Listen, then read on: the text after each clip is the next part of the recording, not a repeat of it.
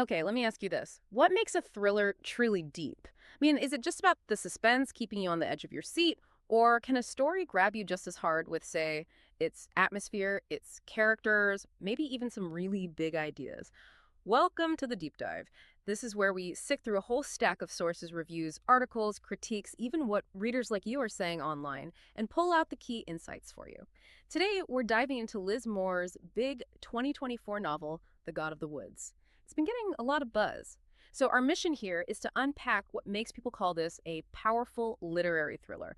What does that even mean? We'll look at the strengths everyone's talking about, dig into what the critics are saying, but also touch on some things that maybe didn't land quite right for everyone. It's not just about the plot twists, it's about the whole experience of reading this book. And just so you know, we've gathered insights from a really comprehensive review, lots of praise from major places like newspapers and magazines, and yeah, even comments from readers on sites like Reddit. Okay, let's get into it. Right, so the core idea of The God of the Woods, it hooks you straight away. It's this big atmospheric thriller, right? Set way up in the Adirondack Mountains. Exactly. And it weaves together these two mysteries, these two child disappearances, separated by years 1961 and then 1975. Both connected to this wealthy family summer camp. So right away, you've got this sense of history, secrets, something unsettling. Absolutely. And what's really interesting and what the sources really emphasize is how the setting itself, the Adirondacks, Camp Emerson, Mm. it's not just a backdrop. More makes it feel like a character. Okay, yeah, I hear that a lot about atmospheric books. How does that work here? Well, reviewers just rave about the sensory details she packs in, the smell of the pine trees, the smoke from campfires, the feeling of the damp earth, the undergrowth.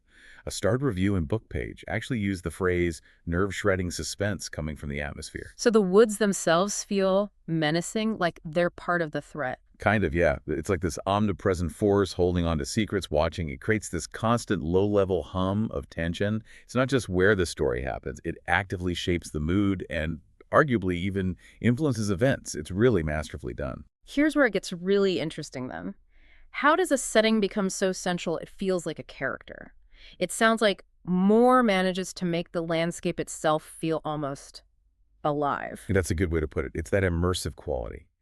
The sources suggest she achieves it through that relentless sensory detail, but also by linking the characters' internal states, their fear, their secrets, their grief, to the environment around them. The woods become a reflection, maybe even an amplifier, of their inner turmoil. Wow. So for you, reading it, it means you're not just passively following along, you're in it. You feel the chill, you sense the mystery hanging in the air. It sounds like it pulls you right into that world. Precisely. It makes the whole experience much more visceral, much more engaging than just tracking plot points. You inhabit the space with the characters. Okay, so we have this incredibly powerful setting. How does Moore actually tell the story? How is it structured, especially with those two different timelines? Right, so structurally it's quite ambitious. Moore uses a nonlinear approach, jumping between the past 1975 primarily, but also dipping back to 61, and shifts between multiple perspectives. Lots of them. Multiple viewpoints. Okay, let's unpack this. That can be a tricky thing for a writer to handle, can it? Keeping everything clear. It definitely can be a tightrope walk. You get viewpoints from Judyta Luptack, who's the state investigator, which is interesting in itself for the 70s setting. Yeah. You hear from the Van Laer parents, the wealthy family at the center of it all, plus various camp staff, counselors, even some of the kids who are campers. So why do that? What does that structure allow her to do? Well, if we connect this to the bigger picture, the sources suggest this choice is absolutely key to building the novel's social commentary. It lets her explore those power dynamics, the class tensions we mentioned, from all these different angles. You see how the same events are perceived completely differently depending on who you are, your background, your position at the camp. Ah, so it's not just about what happened, but how it affects different people and how their social standing shapes their experience and maybe even their secrets. Exactly. It allows for this gradual reveal of secrets, layer by layer. The nonlinear timeline adds to that too, feeding you pieces of information out of order, which really ramps up the suspense and the sense of unease. You're constantly trying to fit the puzzle pieces together.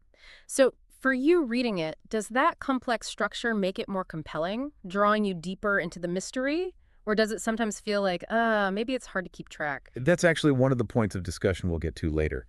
For many, it enhances the depth and the mystery. For others, it could feel a bit challenging, maybe even slow things down at times. It's definitely a deliberate choice that asks something of the reader. Right. It demands a bit more engagement, maybe. Okay, so beyond the setting and the plot structure, what about the people, the characters? It sounds like they're crucial to making this more than just a thriller. Oh, absolutely crucial. The characters and the themes they embody are really what elevate this.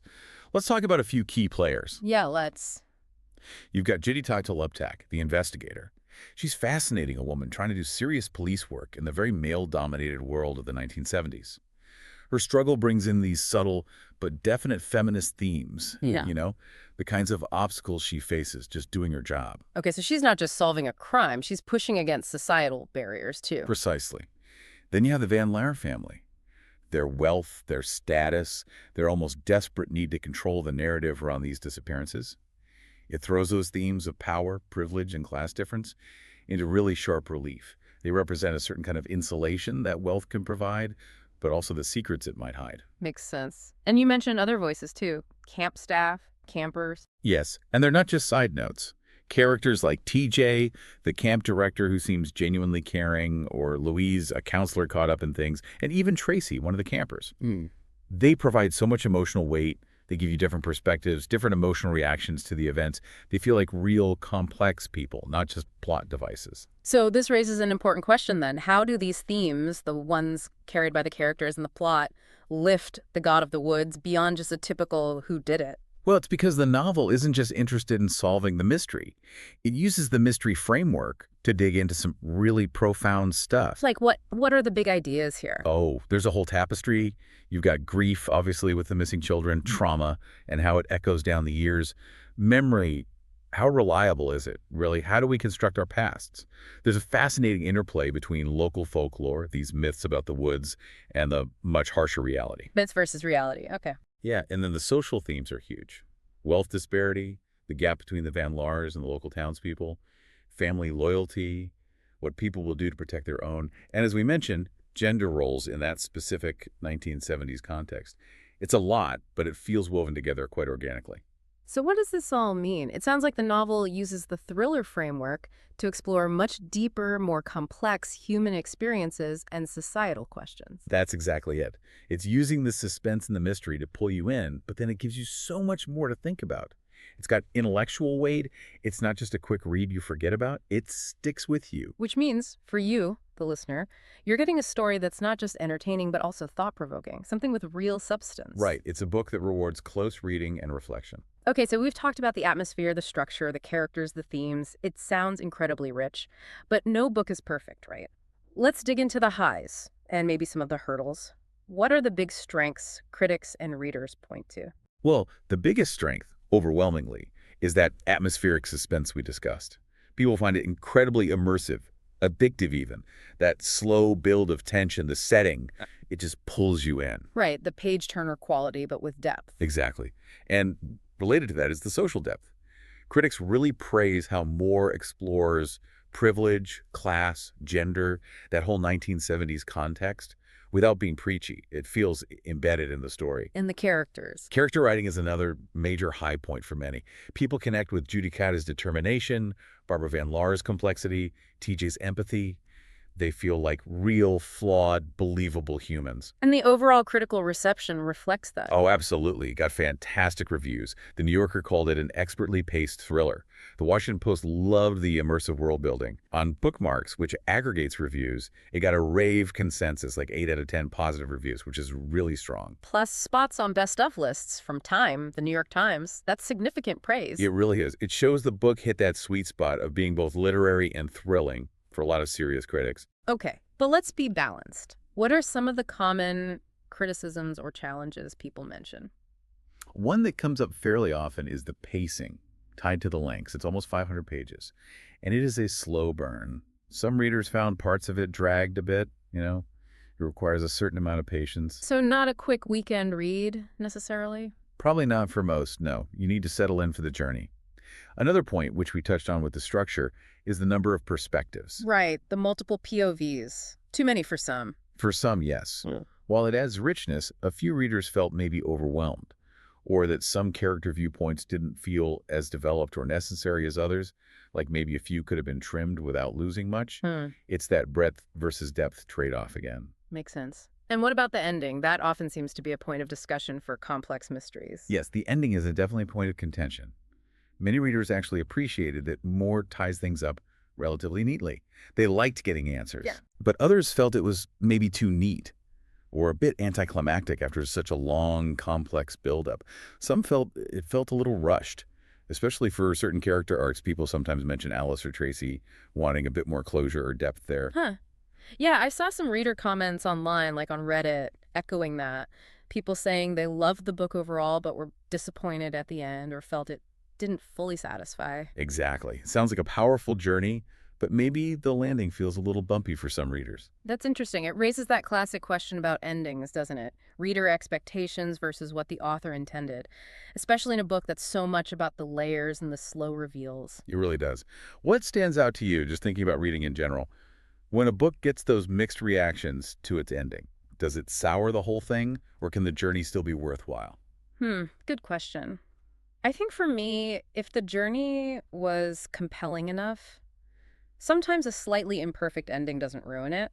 But if the ending feels fundamentally untrue to the rest of the book, that can be frustrating. Right. And with a book this focused on social depth and atmosphere, maybe a perfectly tidy bow just feels slightly off for some readers compared to the messiness explored earlier. Okay, so summing that up, who is this book really for? And who might want to maybe give it a pass? Well, if you love those deep atmospheric mysteries, books where the setting is almost a character, if you appreciate layered social commentary woven into the plot, and you like complex, morally gray characters, Hmm. then this is probably right up your alley. Definitely sounds like it. But if you prefer your thrillers lean and mean, really fast-paced, maybe with just one or two main perspectives to follow, you might find this one a bit, as some put it, overbuilt, a little too sprawling or slow for your taste. So it depends on what you're looking for in a mystery novel. Patience required, perhaps, but with potentially big rewards in depth and atmosphere. I think that's a fair assessment, yeah. All right, so let's wrap this up. To circle back, The God of the Woods seems like a really significant book, a powerful literary thriller that genuinely blends that page-turning suspense with some pretty deep social insights. Definitely. The strengths really seem to be that haunting Adirondack atmosphere, the emotional depth of the characters, and the way it tackles these complex themes like memory, class, and grief. Yeah, and while, okay, its sheer size and maybe how it wraps everything up might not work perfectly for every single reader. It still stands out as a major achievement for Liz Moore and a really memorable reading experience. It shows how compelling a thriller can be when it aims for more than just thrills. So here's a final thought to leave you with. Think about how much an ending shapes your feeling about a whole book, especially a long, intricate one like this, designed as a slow burn, packed with social depth. How important is a neat conclusion versus maybe something a bit more ambiguous or even slightly rushed?